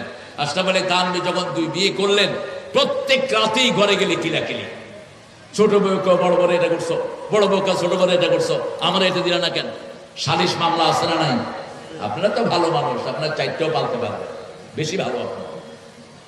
আশরাফ আলী থানভী রাহমাতুল্লাহ আলাইহি সিদ্ধান্ত নিলেন আমি ছোট বড় ছেড়ে দেব। বড় বউ বললেন না, বিয়ে যখন করেছেন ছাড়ার কোনো দরকার নাই, তবে জিনিস সব অদ্যাবধি করে দিবে, ভাগ করে দিবে। তো লোকেরা ওনার জন্য ফল আনতো, বিভিন্ন জিনিস আনতো। তিনি বলতেন আপনারাই ভাগ করে দেন। কয় না হুজুর আপনি ভাগ করে দেন। কয় না আমার কোনো ভাগে বেশি হবে কম হবে আমি কিল খাবো আল্লাহ রাতে, আপনারাই ভাগ করে দেন, আপনারাই কিল খেয়ে। এক লোক 2টা তরমুজ নিয়ে আসছে, 2টা তরমুজ 2 ফ্যামিলিকে দিবে, কোনো অসুবিধা নাই। বললো আশরাফ আলী হুজুরকে হুজুর আপনি আপনার 2 পরিবারকে 2টা তরমুজ দেন। কয় না 2টা দিলে কিলাকিলি হবে। কেন? ছোটটা যদি মিষ্টি হয় আর কে যদি মিষ্টি কম হয়, বড় বউ তুই মা আমারে মিষ্টি কমটা দিলি কেন? এই জন্য তরমুজ অর্ধেক করেন, অর্ধেক করে এখান থেকে এক অর্ধেক, এখান থেকে এক অর্ধেক, 2 অর্ধেক মিলে 2 ফ্যামিলি দেন। এত সহজ না ইনসাফ করা। মা আয়েশা বলতেন 11 বিবিকে সমান চোখে দেখতেন রাহমাতাল লিল। একদিন এক বিবি এসে বলছে ইয়া রাসূলুল্লাহ আপনি কোন বিবিকে বেশি ভালোবাসেন? রাসূল বললেন আগামীকাল আমি এখানে জবাব দেব। সব বিবিকে 2টা করে খেজুরি দিলেন আর বললেন কাউকে বলবা না। 2টা করে আয়েশাকে দিলেন, তুমি কাউকে বলবা না। হাফসাকে দিলেন, বলবা না। তারপরে আমাদের প্রিয় উম্মে সালমাকে দিলেন, বলবা না। জুয়াইরাকে দিলেন, বলবা না। মারিয়া কিপ্তিকে দিলেন, বলবা না। এবার সবাই একত্রিত হয়েছে। সবার হাতে কয়টা করে খেজুর? জোরে বলেন। সবাই তো আর নিয়ে আসে নাই। এবার রাসূল বললেন আমি যাকে গত রাতে 2টা খেজুর দিয়েছি আমি তাকে সবচেয়ে বেশি ভালোবাসি। এদিকে মানা করেছেন তুমি ওরে বলবা না, ও তোমারে বলবে না। কেউ কাউ কাছে বললেন না। সবাই মনে করলেন আমাকেই সবচেয়ে বেশি ভালোবাসে। মা আয়েশা বলতেন রাসূল সাল্লাল্লাহু আলাইহি ওয়াসাল্লাম সব বিবিকে সমান সময় দিতেন, সমান খাওয়া দিতেন, সমান কাপড় দিতেন। শুধু আমার জন্য ভালোবাসা বেশি থাকার কারণে আমার ঘরেই তিনি মৃত্যুবরণ করেছেন, আমার ঘর তার কবর হয়েছে। আমার প্রতি মনের টান বেশি থাকার কারণে তার নামাজের সামনে দিয়ে যাওয়ার অনুমতি আমি পেয়েছি। আমার প্রতি টান বেশি থাকার কারণে মানে আমার চরিত্রের সার্টিফিকেট কে দিয়েছেন? আল্লাহ দিয়েছেন। আমার প্রতি টান বেশি থাকার কারণে সবচেয়ে অল্প বয়সে আমি রাসূলের বিবি হওয়ার সৌভাগ্য অর্জন করেছি। আমার প্রতি টান বেশি থাকার কারণে একবার শুনলেই যে কোনো জিনিস আমার মুখস্থ হয়ে যেত, দ্বিতীয়বার তিনি শুনতে হতো না। মনের টানের উপর কারো হাত নেই, কিন্তু দুনিয়াবি অ্যাফেয়ার্সে আপনি কাউকে কমাতে পারবেন না। আমাদের মেয়েগুলো বড় পরিশ্রমী, একটু ভালো কথা শুনলেই তারা খুশি হয়। আর আমাদের জামাইরা কোনো অ্যাপ্রিসিয়েশন দেয় না। আল্লাহ বলছেন আশিরুহুন্না বিল মারুফ, বিবির সাথে সবচেয়ে সুন্দর ব্যবহার করো। বিবির জন্য মারুফ শব্দ 5 বার ব্যবহার করেছেন, আর বাপ মায়ের জন্য 1 বার। সাহিবুহুমা ফিদ দুনিয়া মারুফা, পিতামাতার সাথে দুনিয়ার জীবনে সবচেয়ে ভালো ব্যবহার করবা। আর বিবির জন্য বলেছেন আশিরুহুন্না বিল মারুফ, ফারিকুহুন্না বিল মারুফ, সাররিহুন্না বিল মারুফ, মাতাআন বিল মারুফ, হাক্কান বিল মারুফ। যদি রাখো সবচেয়ে ভালো ব্যবহার দিয়ে রাখবা, যদি বিদায় করো সবচেয়ে ভালো ব্যবহার দিয়ে বিদায় করবা, যদি কিছুদিন দূরে থাকে সবচেয়ে ভালো ব্যবহার দিবা, যদি তাকওয়ার রাস্তায় আনো সবচেয়ে ভালো ব্যবহার দিবা, যদি কোনো হক দাও সবচেয়ে ভালোটা তাকে দিবা। আমাদের একটা বাজে খাসলত আছে, বাপের জমি যখন বন্টন হয় ছেলেরা ভালোটা নেয়, মেয়েরা কথা কহে। আরে আমার বড় ভাই অনেক বড় আলেম, অনেক বড় জ্ঞানী, কোরআন শরীফ অর্থ সহ প্রায় 10 বার শেষ করেছে। তায়েফের ইসলামী আন্দোলনের লিডে একটা নিয়ম আছে, কোন 9 বছরের মেয়ে যদি কোনো ছেলেকে পছন্দ করে বিয়ে করে, বিয়ে ভ্যালিড, বিয়ে ভ্যালিড। কিন্তু আমরা আমাদের দেশে আমরা বয়স নির্ধারণ করেছি কত বছর? এই মঞ্জুর ভাই কথা বলিস কেন? আপনাদের কষ্ট হচ্ছে? আমাদের বিয়ের বয়স কত? 18 বালেগ হয় কত বয়সে? এরপরে 9 বছর কি করবে? ও যা করবে ওই যে সরকার বান্দর এই আইন করেছে, ওই বান্দর আমলনামায় গুনাহ যাবে। এরপরে যাবে পিতামাতার আমলনামায়। মানি না আমরা সমস্ত শরিয়া বিরোধী আইন। একটা মেয়ে বালেগা হওয়ার পরেই তাকে বিয়ে দিতে হবে, ঠিক না ঠিক? আমাদের আগের বাপ মারা, যেমন আমার মা বিয়ে হয়েছে যখন, মা আমার আব্বাকে দেখতে আসছে, জামাই আসছে, আব্বাকে দেখতে আসছে। আব্বা পড়তেন ক্লাস 9-এ, আম্মা পড়তেন 5-এ। বিয়ে হয়ে গেছে। 12 বছর বয়সে আম্মা আমাদের ঘরে আসেন। আমরা 11 জন ভাই বোন হই। আলহামদুলিল্লাহ বলবেন না নাউজুবিল্লাহ? আরো জোরে কন্যা আলহামদুলিল্লাহ। রাসূল বলেছেন যে ঘরে সন্তান বেশি হয় ওরকম মেয়েকে বিয়ে করবা, কিয়ামতে যেন আমার উম্মতের সংখ্যা বেড়ে যায়। তাজাওয়াদাল ওয়ালুদ আল ওয়াদুদ, সুহাগিনী যে মেয়ে বেশি সন্তান দিতে পারে তাকে বিয়ে করবা। এখন কি ছেলে হোক মেয়ে হোক, দুটি সন্তানই যথেষ্ট। একটা হইলে ভালো, না হলে আরো ভালো। তো তুই বিয়ে করছ কেন? রাসূল বলছেন যারা বিয়ের পরে সন্তান চায় না এরা জিনাকার, যারা বিয়ে করে গোপন রাখে এরাও জিনাকার। গোপন রাখতে পারবি না। হুজুরকে ধরার পরে হুজুরের নতুন নতুন বউ বের হচ্ছে কেন? আগে বের হবে। বিয়ে করে জানান দাও, বিয়ে করে গোপন রাখবা না। বিয়ে একটা মেয়ের অধিকার। আর যে মেয়েকে তুমি বিয়ে করেছো তাকে রানীর আসনে তুমি রাখবা। কার কথা? আল্লাহর কথা। আশিরুহুন্না বিল মারুফ। বিয়ে করার পরে শ্বশুর শাশুড়ি বলে তুমি আমার মেয়ের মতো। মেয়েকে দিয়ে সব কাজ করায় না, কারে দিয়ে করায়? বউরে দিয়ে করায়। আবার বউরে পিটায়, বউরে মারে। তুমি যে বউকে মেরেছো ওই বউ মাফ না করলে আল্লাহ তোমারে মাফ করবে না। সেজন্য আল্লাহ রাব্বুল আলামিন বলছেন কোরআন আরবি ভাষায় নাজিল করেছি যাতে তোমাদের আকল বুঝে, তোমরা যাতে বুঝতে পারো। আমরা সূরা ফাতিহা পড়ি, আমরা অধিকাংশ বুঝি। আমরা তাসবিহ পড়ি, আমরা বুঝি। আমরা বিবির কথাগুলো শুনি, আমরা বুঝি। এই জন্য কোরআন বেশি পড়লে আমাদেরকে বুঝ আরো বাড়িয়ে দিবেন কে? আরো জোরে বলেন। আজকে থেকে শপথ করব কোরআন পড়া ছাড়া কোনোদিন বের হব না। একটা আয়াত পড়লেও সওয়াব দান করবেন কে? তবে রাসূল বলেছেন 100টা আয়াত যে দাঁড়িয়ে পড়বে তার নাম কোন গাফিলের কাতারে লেখা হবে না। 200 আয়াত যে পড়বেন নেককারের কাতারে তার নাম লেখা হবে। 5 ওয়াক্ত নামাজ যদি মসজিদে পড়েন 100 আয়াত না 200 আয়াত এমনি হয়ে যায়, ঠিক না ঠিক? সূরা ফাতিহা দৈনিক আমরা কতবার পড়ি? আমরা ফরজ নামাজে পড়ি 17 বার। 17কে 7 দিয়ে গুণ করেন কত হয় বলেন? এরপরে আমরা সুন্নত পড়ি 12 রাকাত। রাসূল বলছেন 12 রাকাত সুন্নত যারা পড়বে তাদের জন্য আল্লাহ জান্নাতে প্রাসাদ বানিয়ে দিবেন। আসরের সুন্নত যে 4 রাকাত পড়বে তাকে কখনো জাহান্নাম স্পর্শ করবে না। রাসূল বলছেন সাল্লাল্লাহু আলাইহি সাল্লাম যারা আল্লাহর ভয়ে একটু চোখের পানি বের করবে, ওই মাসিক দানার সমান সামান্য চোখের পানি যে বের করবে, গরুর ওলান থেকে দুধ বের হয়ে ওলানে আবার ফিরে যায়, যেমন অসম্ভব। ওলান বলে তো? হ্যাঁ, আমি তো আপনাদের কথা কিছু পারি। হ্যাঁ, নাগরিকত্ব পেতে আর অসুবিধা হবে না। ওলান, রাসূল বলছেন ওলান থেকে দুধ বের করলে ওলানে ঢুকানো যেমন অসম্ভব, যে আল্লাহর ভয়ে কাঁদে সে জাহান্নামে যাওয়া এরকম অসম্ভব। এই জন্য যখনই একটু সময় পাবো কাকে স্মরণ করব? যদিও আমাদের গানে উল্টাপাল্টা শেখায় আমাদেরকে, যেমন আমাদের দেশের আশেপাশের দেশের চোরা গান সব, এরা সব সুরগুলি আমাদের থেকে চুরি করেছে। সুরের জনক মুসলমান না, সুরের সম্রাট মুহাম্মদ সাল্লাল্লাহু। এরা সুর নিয়েছে।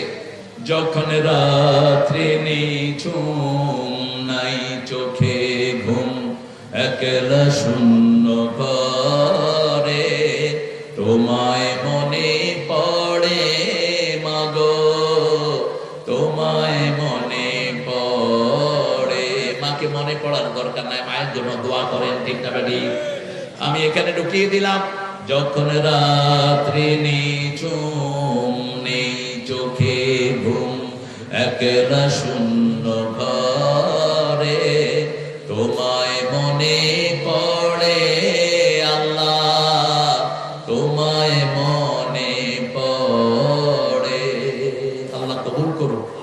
আল্লাহর হাবিব বলেছেন যাকারুল্লাহ খালিয়ান ফাফাদা তাইনা, যে একাকী থেকে আল্লাহকে স্মরণ করে চোখে পানি প্রবাহিত করবে আল্লাহ তাকে নিজের ছায়ায় কিয়ামতে রেখে দিবে। সেই দিন আর কোন ছায়া, ফরজ রোজা ফরজ পর্দা ছেড়ে দেব না। আমিন ইয়া রাব্বাল আলামিন। হাতগুলো নামাই। প্রিয় ভাইরা, যে মাসে নামাজ বেশি সেই মাসে খাওয়া বেশি না কম? কোন মাস? কোন মাস? কোন মাসে ডাক্তাররা রোগী কম পায়? রমজান। আমার ঘরে আছে অনেক ডাক্তার, বললাম কখন রোগী কম পাও? আমরা দোয়া করি রমজান যেন তাড়াতাড়ি চলে যায়, কারণ রমজানে রোগী পায় না। রোগী বেশি কোন মাসে? কোরবানির সময় আতালে বাতালে খায় আর সমানে অসুস্থ হয়, উল্টা পাল্টা খায়। আর রমজানে সব আল্লাহ সিরিয়াল অনুযায়ী, ঠিক না ঠিক? আপনি বেশি খাইতে চাইলেও খাইতে পারবেন না। মাগরিবের সময় ইফতার করে খাওয়া শুরু করছেন, মুয়াজ্জিন কয় এই বেটা খাওয়া থুইয়া মাগরিবে আয়। আবার এসার পরে খাওয়া শুরু করেছেন, সেহরি ডাকে, ঠিক না ঠিক? সেহরিতে খাওয়া শুরু করেছেন, ফজরের আযান হয়ে যাবে, খাওয়া থুইয়া দৌড় মারি। এই যে দৌড়াদৌড়ি, খাওয়া দাওয়া সব রুটিন মাফিক হয়, এই জন্য সব কিছুতে বরকত দিয়ে দেন কে? রমজানের মতো সারা বছর বেশি নামাজ পড়তেন রাহমাতাল লিল। প্রতিদিন 50 রাকাত নফল পড়তেন। কয় রাকাত? 50 রাকাত। হিসাব নেন, 12 রাকাত সুন্নাত। কত রাকাত? রাতে পড়তেন 11 রাকাত, কখনো কখনো রাতে 20 রাকাত পড়তেন। ভিতরে পড়তেন 3 রাকাত, 5 রাকাত, 7 রাকাত, 9 রাকাত। আর যখন সকালের ভয় করতেন, ইদা খাশিয়া সুবহা ফাওতারা বিরাকাতিন, বুখারীর বর্ণনা আয়েশা থেকে, যখন তিনি ভয় করতেন ফজর হয়ে যাবে, তখন 1 রাকাত দিয়ে সব বেজর করে দিতেন। তাহলে ধরেন 12 আর 1 11 কত হলো? কথা কোন নাকি? 23। এরপরে সূর্য ওঠার পরে পড়তেন 4 রাকাত গণেন। এরপরে সূর্য যখন স্থির হতো দুহার নামাজ, সেখানে পড়তেন 4 রাকাত। এরপরে যখন মাগরিবের নামাজের সালাম ফিরাতেন, সেখানে আউয়াবিন পড়তেন 4 রাকাত। কত হলো? 35। এরপরে যখন সলাতুল হাজাত, কোনো প্রয়োজন আছে, সেখানে পড়তেন 4 রাকাত। কত হলো? ইস্তেখারা, কোনো কাজ করবেন, যেমন বাচ্চাকে বিয়ে দিবেন, অথবা ব্যবসা শুরু করবেন, অথবা কোনো নতুন সিদ্ধান্তে যাবেন, 4 রাকাত সলাতুল ইস্তেখারা পড়তেন। কত রাকাত হলো? 43। এরপরে সূর্যগ্রহণের সময় পড়তেন 4 রাকাত। কত রাকাত হলো? এরপরে যখন বৃষ্টি হতো না, কোন রকমের প্রাকৃতিক দুর্যোগ দেখা দিত, তখন পড়তেন 4 রাকাত। কত হলো? আর বলবো? থাক, এতটুকু থাক। এরপরে 17 রাকাত ফরজ। সারাদিন নামাজ আমরা কতটুকু পড়ি? হাঁপিয়ে পড়ি এমনি। আপনি যখনই আযান হয় মসজিদে গিয়ে ফরজটা পড়ে ফেলেন। ফরজ পড়বেন, আপনার জিম্মা আদায়, ঠিক না ঠিক? এখন সুন্নাত পড়লে ফজরের ভুলগুলো মাফ করে দিবেন কে? আল্লাহ মাফ করে দিবেন। নফল পড়লে, নফল পড়তে পড়তে একজন মানুষ এমন হয়ে যায়, তার মুখ আল্লাহর মুখ হয়, সে কথা বললে ওটা হয়ে যায়। যেমন একজন আল্লাহর ওলি বলেছিলেন, আমরা আছি গাছের গোড়ায়, তোমরা আছো আগায়, বেশি তেড়িবেড়ি করলে একটু ঝাঁকি দিব, মামু বাড়ি দিল্লি গিয়ে পড়বা। হয়েছে কি হয়নি? এরপরে বলেন, এমন সময় আসবে ইঁদুরের গর্ত তালাশ করে বাবা। হয়েছে কি হয়নি? 5 মিনিটে সব শেষ। কিরে নেতা গেল কোথাও? নেতা নাই, নেতার ঘর নাই, ঘরে নাই, বাড়িতে নাই, সব খালি, ঠিক না ঠিক? প্রধানমন্ত্রীর অফিসও খালি। আমাদের পোলাপান গুলো অফিস ছাদে উঠা জোহরের নামাজ পড়ছে, গণভবনে গিয়ে জোহরের নামাজ পড়ছে পোলাপান জামাত করে। আল্লাহ এই সন্তানদেরকে আপনি বরকতময় করে দেন। আমরা সব সময় কার হুকুম মানবো? আল্লাহর হুকুম মানবো। কোরআন পড়বো তো কোন সূরা বেশি পড়বেন? সূরা ফাতিহা দিয়ে শুরু করবেন। আলহামদুলিল্লাহি রাব্বিল, আসুন একবার পড়ি আমরা কোরআন কত পড়ি। আলহামদুলিল্লাহি রাব্বিল আর রহমানির মালিকি ইয়্যাকা না'বুদু ওয়া ইয়্যাহ ইহদিনাস সিরাতাল মুস্তাকিম সিরাতাল লাযীনা আন'আমতা আলাইহিম গায়রিল মাগদুবি আলাইহিম ওয়ালাদ দালিন। যত স্লো পড়বেন জান্নাতে তত মর্যাদা বাড়বে। আল্লাহ বলবেন, ইকরা ওয়ারাত্তিল ওয়ারতাকি, আস্তে আস্তে পড়ো আর উপরের দিকে যাও। জান্নাত হলো 100 তালা। কয়শো তালা? 100 তালা। কিন্তু সিঁড়ি আছে হাজার হাজার। যেমন 10 তালায় উঠতে 100টা সিঁড়ি লাগে, ঠিক না ঠিক? কথা কন না কেন? 10 তালা তুলতে সিঁড়ি কয়টা? যেমন এখানে উঠলাম, সিঁড়ি কয়টা? 5টা। আপনি যখন 100 তালায় উঠবেন সিঁড়ি কয়টা থাকবে? হাজার হাজার সিঁড়ি থাকবে। আপনি যত স্লো পড়বেন জান্নাতে তত উপরের দিকে উঠবেন। আল্লাহ ওঠার তৌফিক দান করুন। ওই যে দুষ্ট লোক তো আমাদের দেশে কম নাই। এক ছেলে নামাজে দাঁড়িয়েছে, 2 মিনিটে শেষ।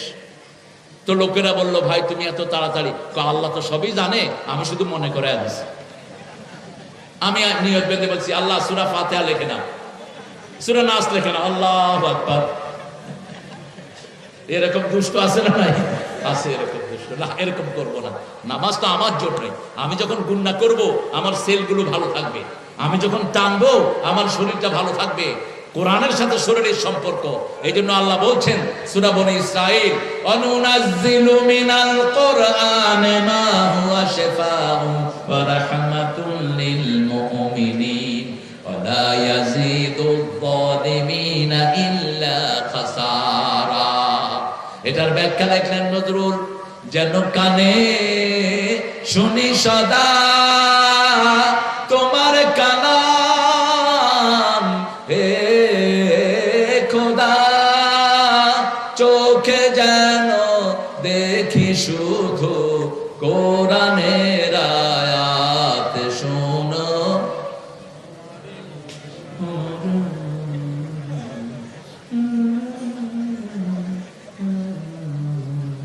একটু জোরে কম ভাইরা, আপনাদের গলা তো সুন্দর। আমি একটু মনে করিয়ে দিলাম আমাদের এই উত্তরবঙ্গ যে কত রিচ, কত সমৃদ্ধ। সারা দুনিয়ার সব নিয়ামত এখানে পাওয়া যায়। আলহামদুলিল্লাহ বলবেন। আমেরিকাতে শশা খায় $10 হলো 1 কেজি শশার দাম। $10 মানে বাংলাদেশের এখন 1200-1400 টাকা। আর আমাদের এখানে 1400 টাকা দিয়ে 1 মণ পাওয়া যাবে। 1 মণ পাওয়া যাবে না? 1 মণ কয়টা খাবি তুই? খা। দোকানে শশা চাইলে 7-8 টুকরা দেয়। আর আমেরিকাতে 1 পিস, ইঁদুর 1 পিস। কি নিয়ামতের দেশ! পোলাওর চাল এত সস্তা, দিনাজপুরের মতো সস্তা পোলাও দুনিয়ার কোন দেশে নাই। 20 টাকা প্লেট। কয় টাকা? ঢাকায় নিয়ে গেলে এই প্লেট কমসে কম 120 টাকা বেচতে পারবেন। 100 টাকাই লাভ। শুধু এখান থেকে কিনে বস্তা বাঁধা ঢাকা নিয়ে যাবে, ব্যাস। আমার ড্রাইভার একবার নিছিল, কিন্তু পথে নষ্ট হয়ে গেছে। তো নষ্ট হইলেও ফালায় নেই। আমরা গাড়িতে যারা ছিলাম সব মিলে খাইছি। কারণ পোলাও নষ্ট হয় দেরিতে, ঠিক কিনা? অনেক দেরিতে নষ্ট হয়। কি নিয়ামত আপনাদের চাউলগুলোর ঘ্রাণ শুনলে মনটা শীতল হয়ে যায়। এই জন্য আমরা সবচেয়ে বেশি সেজদা দিব কাকে? আপনারা আল্লাহকে বেশি সেজদা দেন। উত্তরবঙ্গের লোকেরা সবচেয়ে বেশি ভরসা করে কার উপর? এই জন্যই আল্লাহ এখানে এত নিয়ামত দিয়েছেন।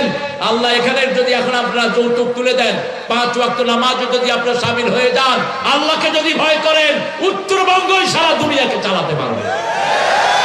উত্তরবঙ্গের যত ফসল নষ্ট হয়, যত আম নষ্ট হয়, যত লিচু নষ্ট হয়, যত টমেটো নষ্ট হয়, যত ক্ষীরা নষ্ট হয়, এত নষ্ট কোথাও হয় না। ঠিক না ঠিক?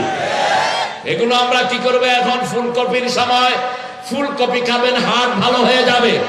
ব্রকলি খাবেন, হার্টের আর ব্লক হবে না। পাতাকপি খাবেন, লিভারটা ভালো থাকবে। পাতাকপির মধ্যে যেরকম থরে থরে পাতা সাজানো, এই পাতাকপি ভেজে খাবেন, লিভারটা সুন্দর হয়ে যাবে। কি সুন্দর নিয়ামত আল্লাহ দিয়ে রেখেছেন। শিম তো আলহামদুলিল্লাহ, শিমের কেজি ঢাকাতে এখন 130 টাকা। আপনাদের এখানে কত? হ্যাঁ, ড্রাইভার গাড়িতে 3 মণ শিম লয়ে যায়। শিম বিক্রি করে আজকে গাড়ির তেলে বসে উঠবে। কি সর্বনাশের কথা! কি নিয়ামত আপনাদের এখানে! কিন্তু কৃষকেরা দাম পায় না। দাম পায় মাত্র স্বার্থভোগী অসভ্য জাতিরা। ইউনূস সাহেব, আপনার থেকে বেশি কিছু আশা করি না। আপনি পারবেন না, কারণ সারা জীবন তো অঙ্কের হিসাব করছেন। ইকোনমিক্সের ছাত্র আপনি। শুধু সিন্ডিকেট ভেঙে দিয়ে যান। আমাদের কৃষকরা যেন দাম পায়, আমাদের কৃষকরা যেন বঞ্চিত না হয়। ঠিক আছে? ঠিক। এই কৃষকদেরকে ন্যায্য মূল্য আপনি দিয়ে যান। যে দেশের কৃষকেরা উন্নত, ওই দেশ উন্নত, ওই জাতি উন্নত, ওই জাতি সারা দুনিয়াকে নেতৃত্ব দেয়। আমেরিকাতে দেখেছি কৃষকরা যা ফলায় আমেরিকার সরকার কিনে নিয়ে যায়। Hey man, what have you done? Hey man, look at it. I have cultivated the potato. আমি 100 বিঘাকে আলু লাগাইছি। বলছে তোর খরচ হয়েছে কবে? কত? বলছে 2 million. Okay, I am giving you 4 million. Done, তোর 2 মিলিয়ন খরচ হয়েছে, আমি 4 মিলিয়ন তোকে দিচ্ছি, তোর সব আলু আমি নিয়ে গেলাম। কৃষক সারা বছর আনন্দে ঘুরছে। কৃষকের মতো ধনী পাশ্চাত্য পৃথিবীতে আর কেউ নাই। কৃষকদের সাথে সম্পর্ক রাখবেন। কৃষকদের সাথে বেশি সম্পর্ক কার? আল্লাহর। মাটি যারা খাটে এদের রোগ হয় না, আর আমাদের দেশের কৃষকেরা দামই পায় না।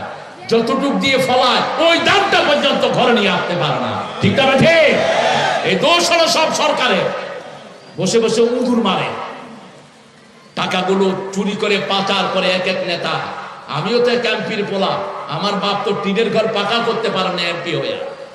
তোরা এত পয়সার মালিক হলি কেমনে? ওনার কাজের ছেলে 400 কোটি টাকার মালিক কেমনে? কিভাবে আসে টাকা? এই সব গরিব মানুষের টাকা। ঠিক না ঠিক? একটা হিসাব মতে জানা গেল যত টাকা বিগত 20 বছরে দেশ থেকে বাইরে গেছে, এই টাকাগুলো যদি আমার দেশে থাকতো কোনো মানুষের অভাব থাকতো না। আপনি চিন্তা করেন, শুধু এসালাম এই গ্রুপটা, ডাকাত গ্রুপ, ইসলামী ব্যাংক থেকে 80,000 কোটি টাকা নিয়েছে। 80,000 কোটি লুট করেছে। আইবিএল এর ম্যানেজার আজকে আমার সাথে এখানে দেখা করলো, তাদের ব্যাংক থেকে নিয়েছে 26,000 কোটি টাকা। 2 ব্যাংক থেকে 1,20,000 কোটি টাকা নিয়ে গেছে। 1,06,000। এখন আপনারা চিন্তা করেন, যদি এই আপনাদের এই জেলার নাম কি? জেলা দিনাজপুর জেলাকে যদি 100 কোটি টাকা, 100,000 কোটি টাকা দেয়া হয়, কোন গরিব থাকবে? কথা কন না কেন? হিসাব করে ক্যালকুলেট করে নেবেন, প্রতি গরিবের ভাগে প্রতি মাসে 50,000 টাকার বেশি পড়বে।